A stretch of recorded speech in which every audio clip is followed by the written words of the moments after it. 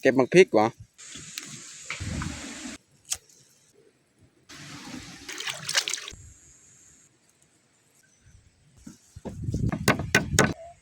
ใส่เกลือประมาณขลัดเงาแค่โอยเครื่องหอม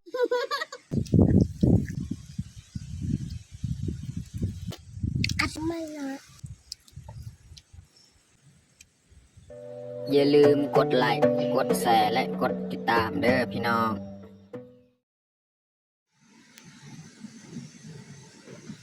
อยากปะ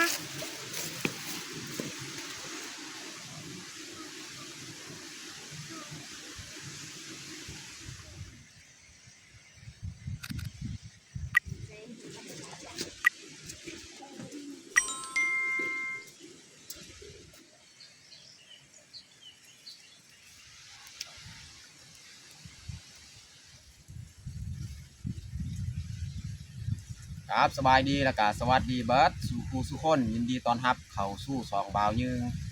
มื้อนี้ก็พาลูกพาเมียเขาให้คือเก่าเนาะแล้วก็มื้อนี้เขาก็เข้ามาปลูกพละปลูกและตามหอบเชียงไฮ้นี่แหละตามที่ FC ก็เคยแนะนำให้ปลูกแนวกินเนาะว่าจะเป็นพืชผักต่างๆจะปลูกไว้หอบเชียงไฮ้แล้วก็เขาเสียหญ้านำเพราะว่าหญ้ามักพริกของเฮานี่ยังบ่ทันเบิดเนาะเสียต้องได้เสียต่ออีกเนาะแต่ตอนมื้อนี้เฮาก็คือข้าวนำมานำเฮ็ดกินทุกอย่างเชียงไฮ้เก่าเนาะส่วนน้องแพงนี่ยังอยู่บ้านเพราะว่าน้องแพงนี่เอามาก็ยากเพราะว่าช่วงนี้เป็นช่วงฤดูลมนี่ยังบ่ทันได้เซาเทื่อเนาะวันมื้อคืนก็ลมตลอดหลายมื้อแล้วลมนี่ยังบ่ทันเซาโอเคนี่แหละทุกคนติดตามเบิ่งติดตามชมกับพวกเฮาได้ยาวเลยข้าวก่อนลมยังมาแหงคือเก่าพี่น้องอ้อยของเฮาหันลมเบิดลมพัดแหงมื้อนี้ก็แต่น้องพลอยมาน้องแพงบ่มา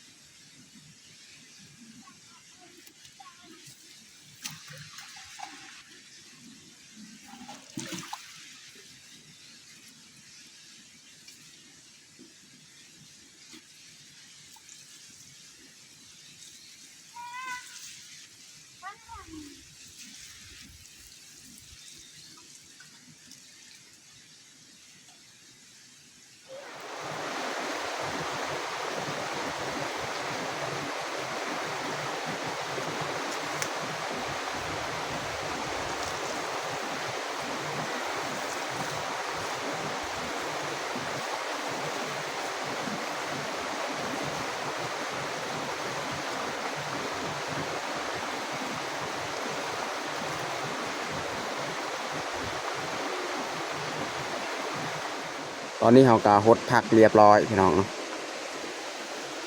ส่วนเมียนี่แม่นลงอยู่ลุมแล้วเนาะลงปลูกหมากสลีปลูกไว้แถวนี้เลยขอบเทียงของเฮา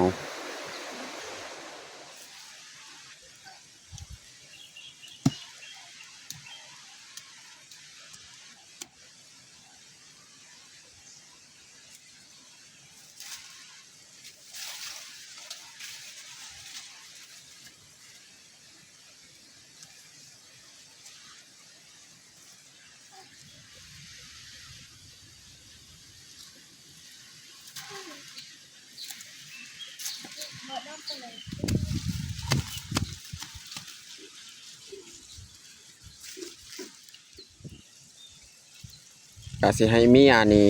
ปลูกเลยแนวพืชผักปล่อยสิลงไปเก็บมักพริกเพราะว่ามื้อนั้นเฮาไปเก็บนี่ยังบ่ทันแล้วเนาะเมียปลูกสลี แล้วค่อยสิส่วนน้องพลอยลงไปเก็บพริกเนาะเพราะว่ายังอยู่ลุมมันยังบ่ทันแล้วมื้อนั้นเอาเก็บไปน้องพลอยไปเก็บมักพริกเออไปพาน้องพลอยลงเก็บมักพริกไปเอาถือถ้วยนี่เอา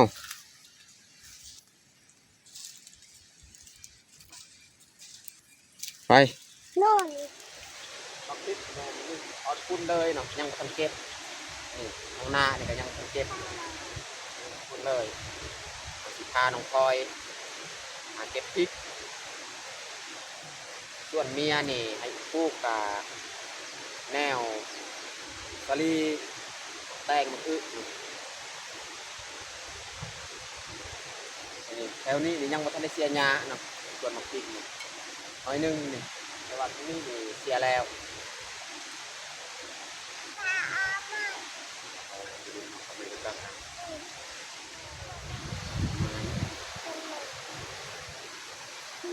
ดักกับยาวมึนเลยอะไรเก็บเลยน้องพลอย กูจะกินหนูนะ บ่ทิ่มก็ได้นี่เก็บ เด็ก เอาเก็บเลยนี่เก็บ ก็มุม มากแดงๆหันเก็บแดงแดง อืม ดูหนูนะ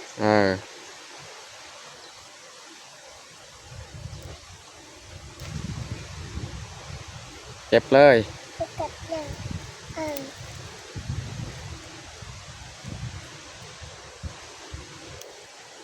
อืม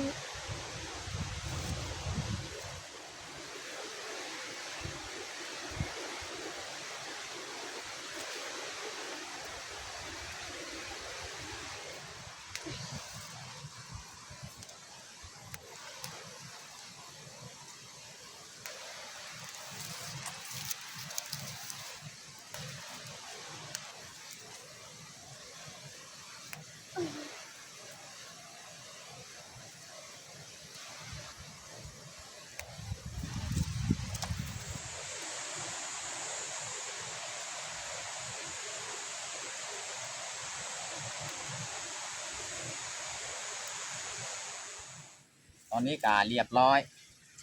พาน้องพลอยไปเก็บมักพริกพอดีเต็มถ้วยหนึ่งน้องพลอยกามาเลย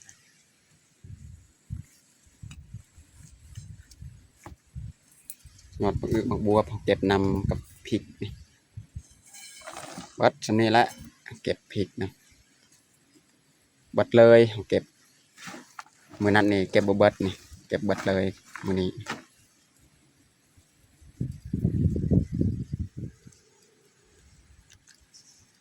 เห็ดทูนูนี่มันแห้งมันแข็งแล้วนี่มาลองเก็บแล้วมาแช่น้ำจักหน่อยนะ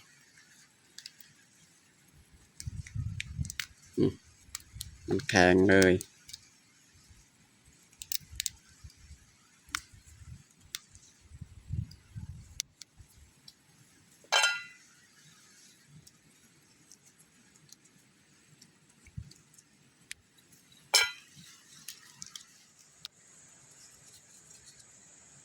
มันแข็งแล้วพี่น้องเนาะมันแห้ง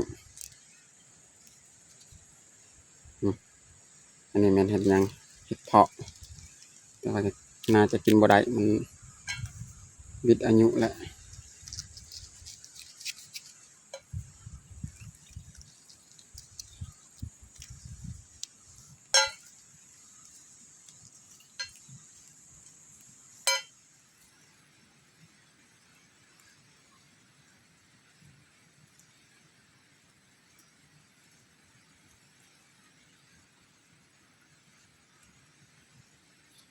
ได้ซ้ำเ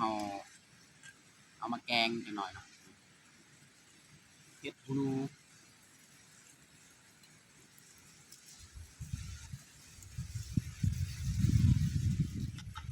น้องพลอยกับเมียนี่กำลังจูด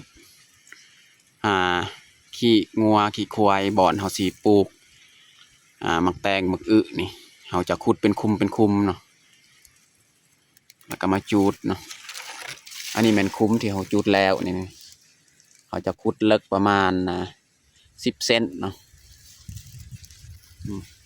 หลังจากนั้นเขาก็จูดเนาะใส่ขี้งัวขี้ควายจูดแล้วจึงมาปลูกใส่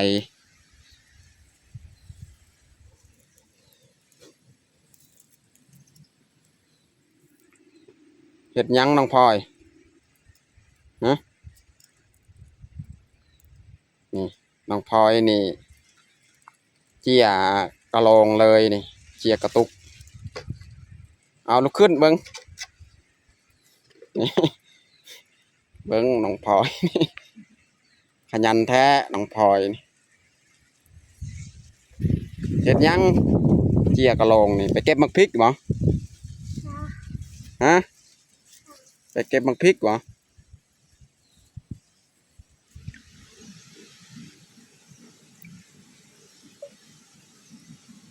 แซ่ไว้เลยพี่น้องเนาะ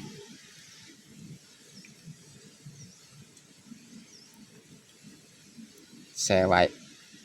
เห็ดหูหนู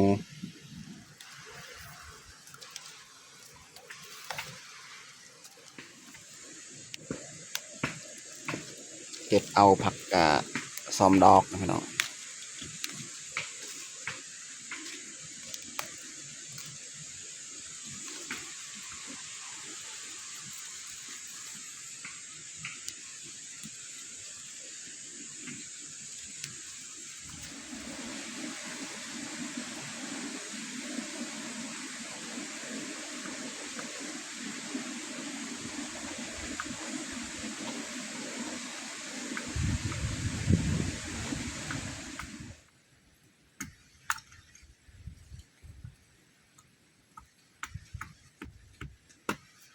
ตอนนี้ก็เรียบร้อยเก็บพืชผัก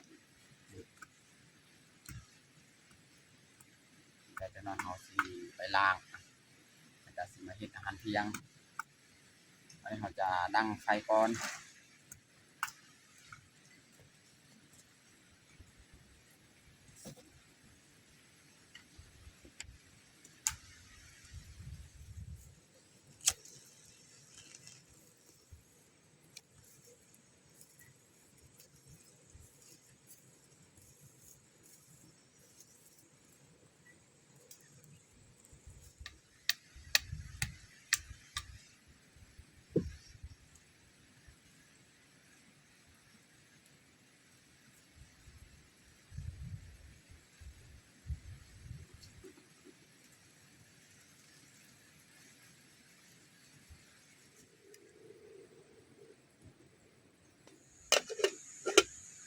พาน้องพลอยไปล้างหม้อล้างผักน้องไป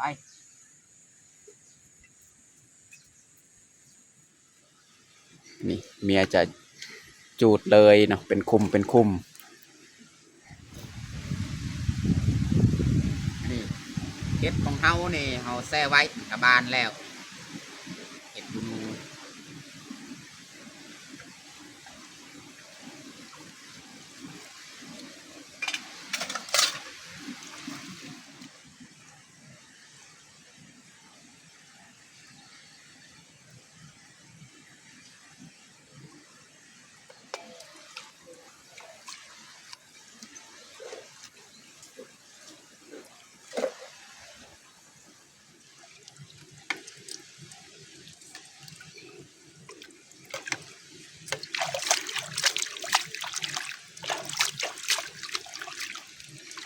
นี่บัดเฮาแช่ไว้มันบานกะใบใหญ่ๆนี่ดอกใหญ่ๆนี่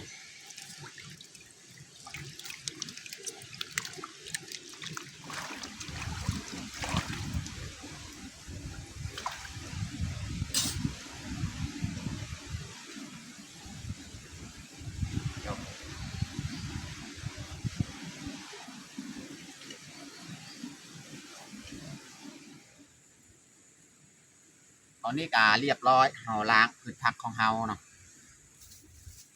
อันนี้เฮามีซีนเนาะพี่น้องเนาะนี่ซีนงัวประมาณ4-5 ขีดนี่แหละนี่งัว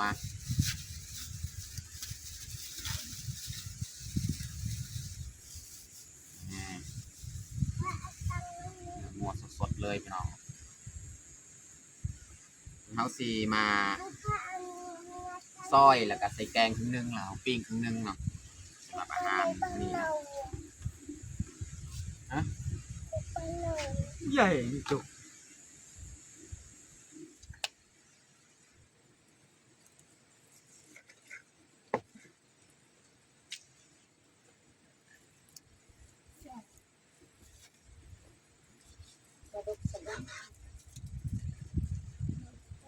ประมาณนี้แหละตัวเขาต้มนี่เดือนนั้นเขาปิ้งเนาะตัวนี้เขาปิ้งอีก ใช่เลย นี่พี่น้องเนื้องามๆเลยพี่น้อง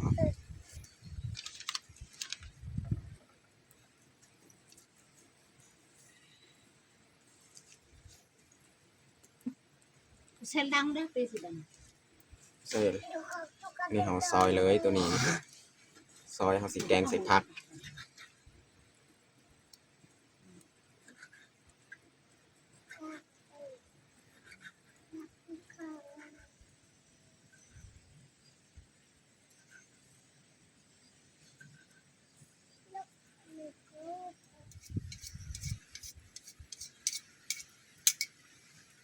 จะใส่ไม้เนาะเพราะว่าเขาไม่ได้ถือเล็กปิ้งมาจากบ้านจะเสียบใส่ไม้นี่เลยเนาะ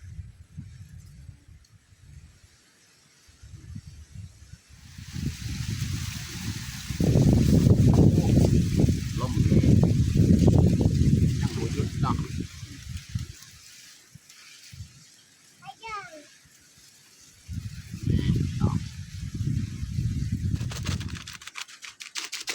ใส่เกลือพี่น้อง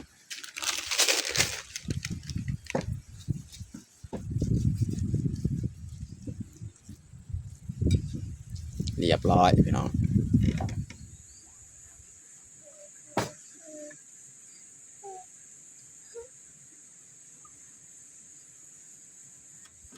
วันนี้เขาจะค้างเลยหม้อนะพี่น้องเนาะหม้อที่เขาสีแกงพี่น้องเนาะ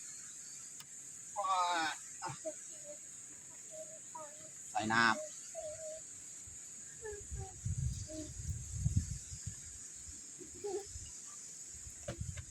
ส่วนลูกกับเมียนี่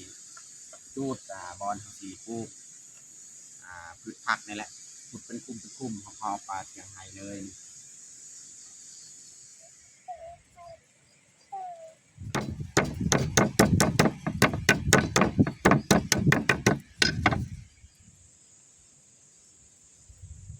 อันนี้เขาสีตำหมักพริกกระเทียมพี่น้องเนาะสีตำใส่แกงของเรา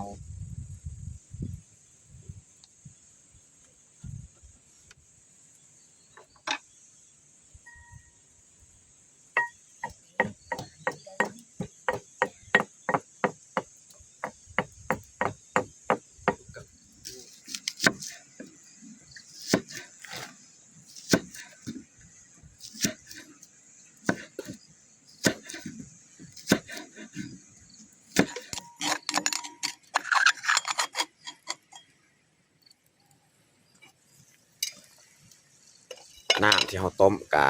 เดือดแล้ววันนี้เขาจะเตรียมใส่เครื่องปรุงของเราเลยเนาะใส่มะพริกกระเทียมมะแคนเขาตำรวมใส่หัวสีไข่แล้วก็ใส่หอมแดงซอยหอมแดงนี่แล้วใส่ซีนของเราเลยบาดนี้ประมาณนี้แหละใส่ซีนใส่เกลือเป็นนัวบาดนี้ใส่เกลือใส่เป็นนัว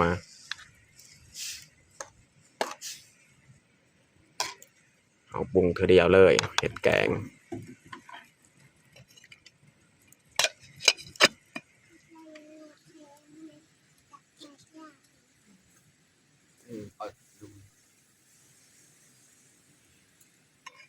อันนี้เขาจะซอยเห็ดหูหนูพี่น้องแกงใส่เห็ดหูหนูแล้วก็ใส่ผัก จีอ่อนเลยเขาอันนั้นเขาวันก็ไม่จะไม่หนักกะ วันนี้เราจะใส่เห็ดหูหนูเนาะก่อนใส่นะ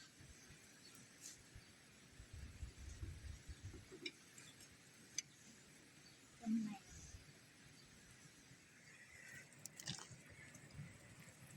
ใส่เห็ดหูหนูพี่น้อง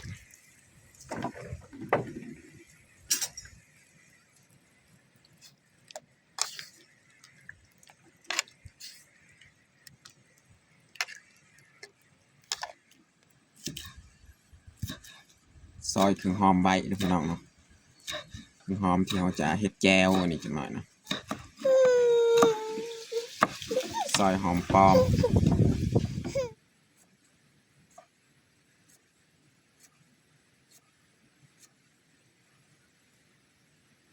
ซอยคือหอมถ่าเลยพี่น้อง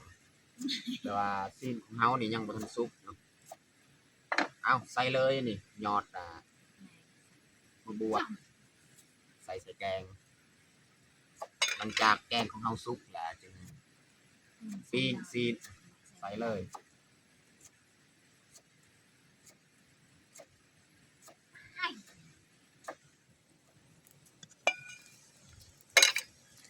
ตอนนี้ก็สุกเรียบร้อยพี่น้องแกงของเฮานี่สุดท้ายนี่เราจะใส่หอมบัวกับหอมปลอมลงไปถือว่าเรียบร้อยการแกงแกงของเฮานี่ใส่เห็ดหูหนูอีกโอ้หอมขนาดเลยพี่น้องเลย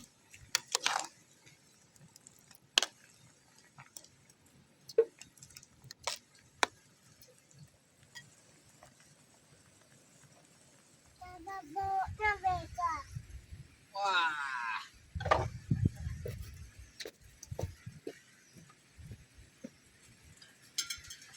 น้องพลอยกินก้อนเนี่ยกินข้าวก้อน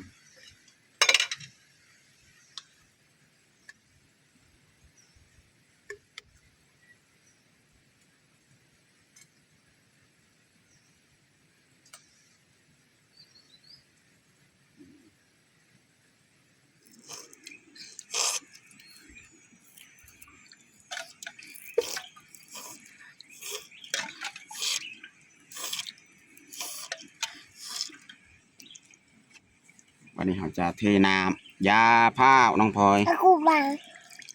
ฟัง จังน้อยจังกินยาฟ้าวนี่น้องพลอยนี่เรียบร้อยแกงของเราอันนี้เราจะเห็ดแก้วพี่น้องเนาะเนี่ยยังปิ้งเลยนะสิของเราเดี๋ยวเห็ดแก้วถ่าเลย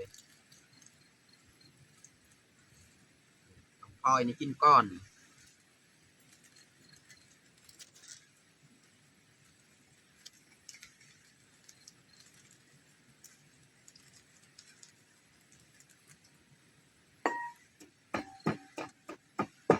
ทำแก้วเห็ดดิบพี่น้อง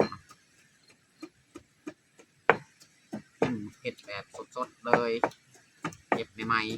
ๆก็คือทุกอย่างนี่เราเห็ดกินแต่ละมื้อนี่แม่นเก็บสดๆเลยเอามาเห็ดกินเนาะเพราะว่าจะเป็นพริกเป็นอย่างต่าง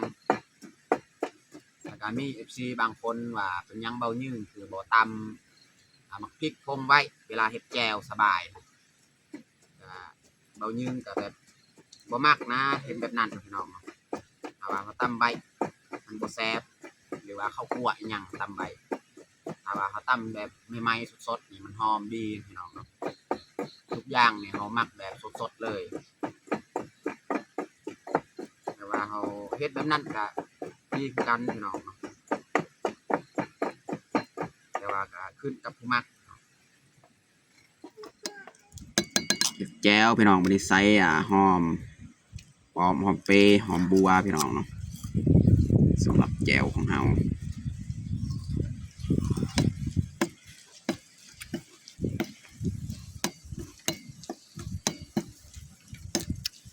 หลับเจ้าของหาวบง ตอนนี้ก็ใกล้สิสุกแล้วพี่น้องเอ้ยย่างซีนของเรา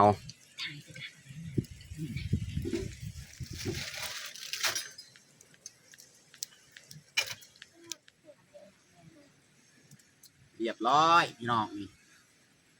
ซีนของเรา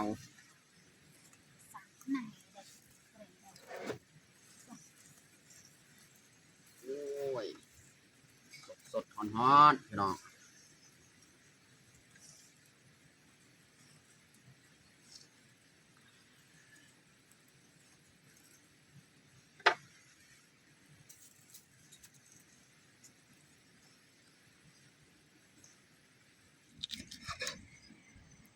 โอ้พี่น้องเอ้ยเนื้อแน่นๆหอมๆฮอนไปคอยซอยพี่น้องฮอน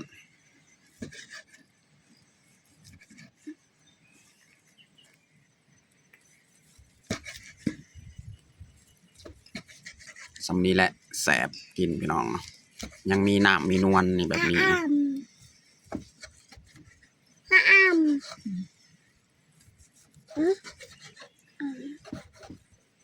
มาจากอ้าม น้องพลอยนี่ดีใจแล้วนี่ เฮ้อ นั่งเบิ่งนั่งเฝ้าเลยนี่ นี่เอ้ยน้องแพง อ้าม น้องแพงบ่ได้กินแล้วน้องแพงอยู่บ้านพี่น้อง อ้ามแกะ พี่น้อง ตุด โอยเครื่องหอมอีกนะพี่น้องเนาะสูตรแบบนี้นี่เฮ็ดให้ซีนของเราหอมขึ้นเนาะเรียบร้อยพี่น้องเรียบร้อยแล้วพี่น้องแต่งเผาของเรามีต้มนะพี่น้องเนาะแจวพี่น้องเนาะย่างซีนแน่นๆเลยพี่น้องเนาะน้องพลอยดีใจและหัวละบัดนี้แต่เฮาสิเตรียมรับประทานอาหารเลย ตอนนี้ก็เรียบร้อยเฮาแต่งข้าวของเฮาวันนี้เฮาจะลงมือกินข้าวเที่ยงเลยเอามาทุกคนมากินข้าวเที่ยงน้ำกันเอาน้องพลอยเอิญลูกปามกินข้าว ขับเชิงกัน นี่น้องพลอยนี่กินน้ำเบ้าน้ำนี่มันจะซัดกินน้องพลอย ห้าละเอา อาหารก็ ห้าละ ดีมื้อนี้พี่น้องเนาะอย่างเนื้อน้องพลอยนี่มัก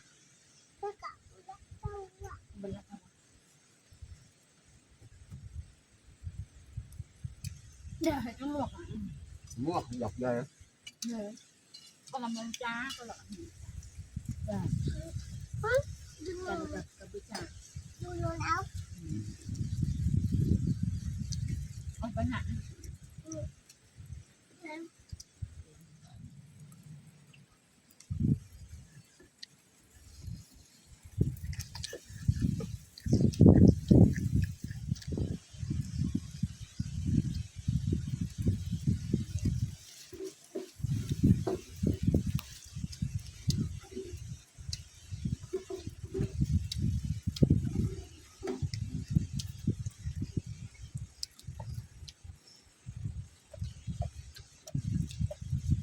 แซ่บน้องพลอย ละแสบละหัง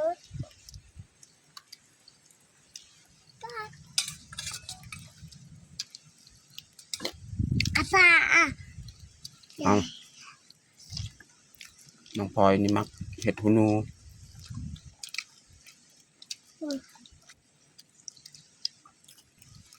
เจ้าไม่ละเอาเจ้าไม่ละเอาเรื่องทำอะไร ล่มเนี่ยยังมาเศร้าเถื่อพี่น้องด้นแหละแล้วเขาเป็นอาทิตย์แหละยังมาเศร้า เราปัด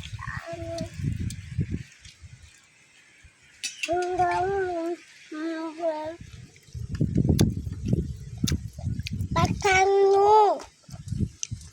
ต้องนั่งด้าน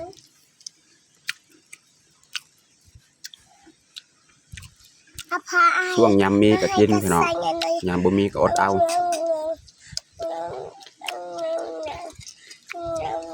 ก็ใส่ตะแกนมันจะ